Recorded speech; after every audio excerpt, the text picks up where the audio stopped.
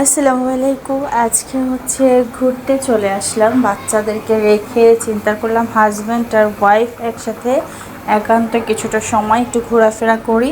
তো এখানে দেখলাম যে এত সুন্দর ছোট ছোট করে পেঁয়াজু ভাজছিল, আর দেখি না খুব লোভ হচ্ছিল। তারপর অমনিতে আমরা খেতে গেলাম, কিছুটা পেঁয়াজু কিনলাম এখান থেকে। এখানে আসবো আর এখানকার পেঁয়াজু খাবো না তা কী করে হয়। আর এখানকার পেঁয়াজুগুলো না সচরাচর খেয়ে থাকি, তো খুব ভালো লাগে, অন্যরকম একটা টেস্ট পাই এখানে আসলে খেয়ে। তো যাই হোক, আমি এখানে খাচ্ছিলাম। তারপর আমার হাজব্যান্ড আমাকে ভিডিও করে দিচ্ছিল, যেহেতু কেউ নাই সাথে। আর তারপর ও খাচ্ছিল। দেখেন পিছন দিয়ে এত সুন্দর নদী, কী যে ভালো লাগছে। ওই পারে যাওয়ার জন্য এই নৌকাগুলো ব্যবহার করা হয়। মানে লেট হয়ে যাবে, বাচ্চাদের রেখে আসছি জন্য আর যায়নি। আর এখানে আসলাম, এখানকার দইটা অন্যরকম মজা। তো এখান থেকে আমরা দই নিলাম, দই খাবো বলে। আর দইয়ের সাথে ওই যে আমৃত্য বলে, ওইটাও নিয়েছে খাওয়ার জন্য। কিন্তু দইটা না একদম টাটকা ছিল, তো সতেজ, আর কোনো বাসি টাসি ছিল না, যার জন্য খেয়েও মজা পেয়েছি। দইটা সত্যিই অনেক মজা ছিল।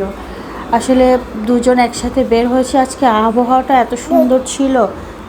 একটু এত গরমের ভিতর একটু একটু ঠান্ডা পড়ছিল, একটু একটু বাতাস হচ্ছিল। তো আজকের ওয়েদারটা দেখে আমরা বের হয়েছিলাম। তো যাই হোক, এখান থেকে আমৃত্যও নিয়েছি, আমৃত্য খাওয়ার জন্য এখানেই খেয়ে নিয়েছি।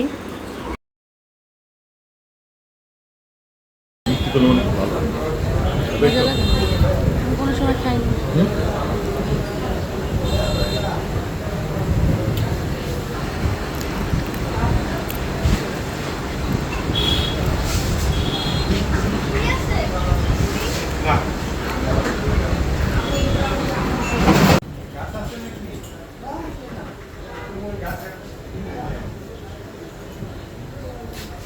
এখানে আসলাম, বসে শর্মা খাবো। তাদের নাকি শর্মা শেষ, এই জন্য আর এখানে কিছুই খাওয়া হয়নি।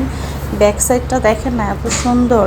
আসলে বর্ষাকাল না, তো বর্ষাকাল থাকলে এখানে পানি ডুবু ডুবু থাকে, খুব ভালো লাগে দেখতে। তো যাই হোক, এখানে বসে একজনের পরিচিত লোকের সাথে দেখা হয়েছিল, কথা বলছিল। যেহেতু শর্মা নেই, এজন্য চলে যাব।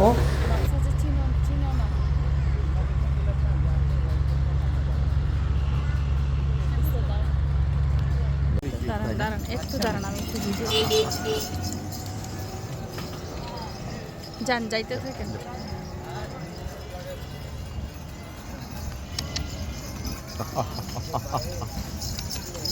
অনেক বছর পরে ভেড়া দেখলাম। আমাদের বসুন্ধর আগে এগুলো ছিল।